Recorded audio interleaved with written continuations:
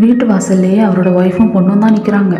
ஆனால் அதை எதையுமே அவர் கண்டுக்கல. அவர் பாட்டுக்கு பெட்டியை எடுத்துகிட்டு நேராக வீட்டுக்குள்ளே போயிடுறாரு. எப்படியாவது அந்த பெட்டியை திறந்து பார்த்துடணும், இப்போ அதுதானே முக்கியம். கதை கேட்குற நமக்கே அதுக்குள்ளே என்ன இருக்குன்னு தெரிஞ்சுக்க அவ்வளோ ஆர்வமாக இருக்குது. பெட்டி கையில் இருக்க அவருக்கு எப்படி இருக்கும்?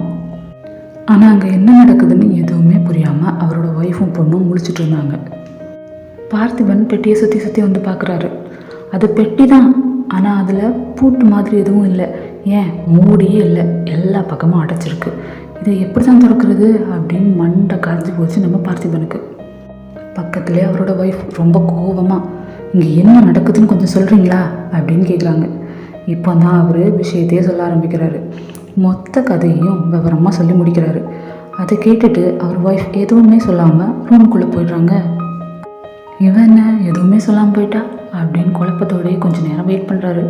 கொஞ்சம் நேரம் கழித்து அவர் ஒய்ஃப் ரூம்லேருந்து வெளியே வராங்க.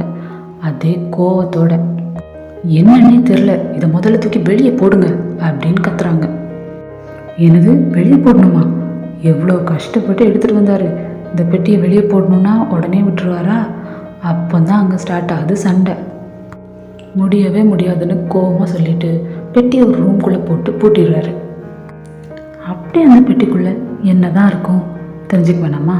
அடுத்த வீடியோவில். பாய்.